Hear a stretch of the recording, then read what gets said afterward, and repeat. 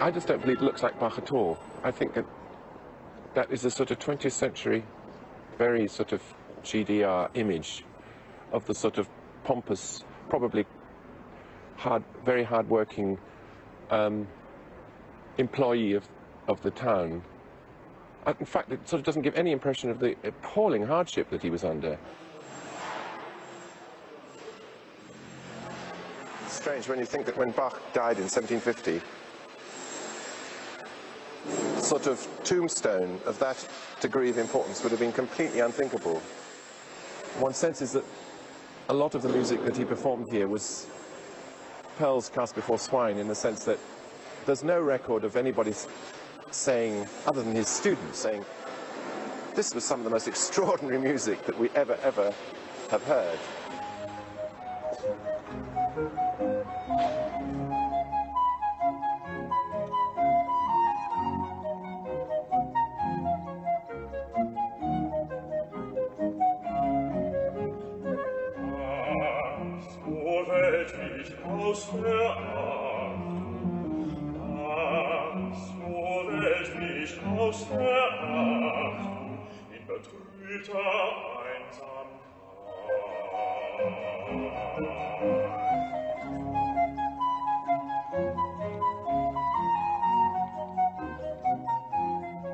Sorry, the first time was quite loud.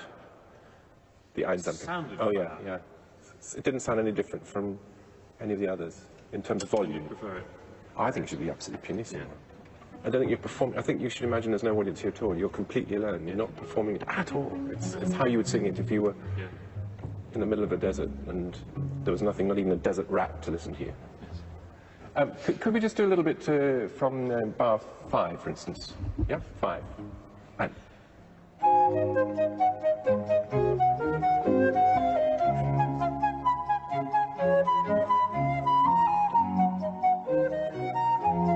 Yes, lovely. Yeah.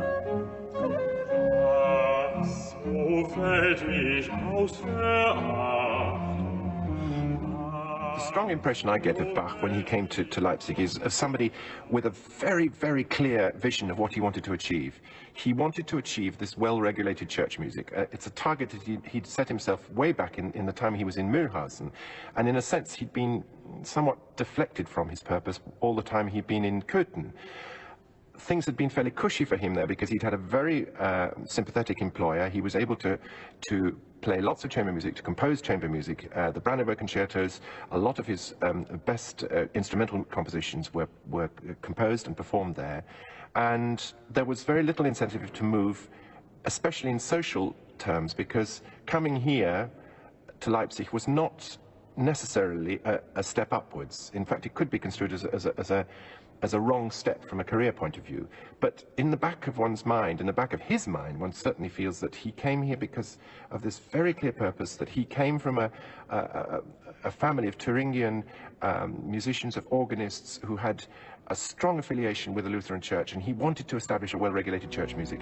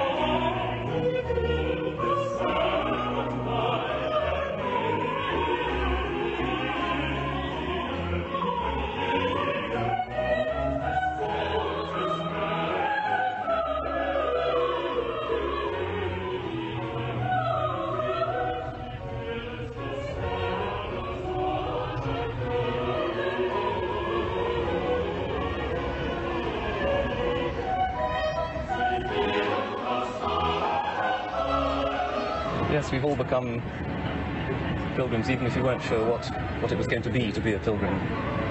But as the Buddha said, you cannot know the journey until you are the journey itself. I was born in Transylvania, which is now Romania, but it used to belong to Hungary, and my father was a Hungarian minority. My mother was a Jewish Hungarian minority of a minority. We were just thinking about the fact that we're 16 different nationalities in the orchestra alone, which is of 20-something people. And all those 16 nationalities come together to make this pilgrimage for the sake of the music of Bach. I'm Belgian, so I had a Catholic background, but then I started to read books about other religions, and finally I found out that every religion had the same beginning, and it's a personal process, and that's what I also find in the music of Bach.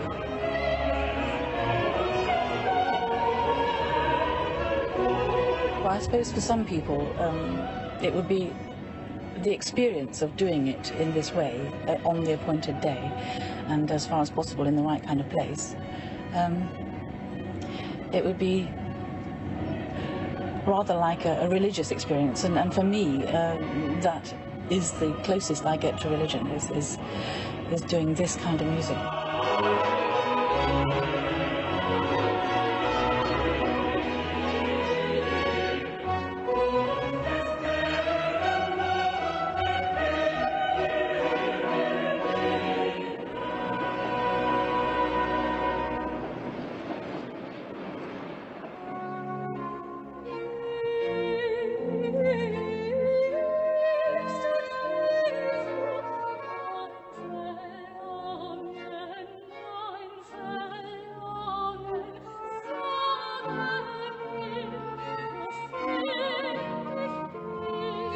Perfect. Fine.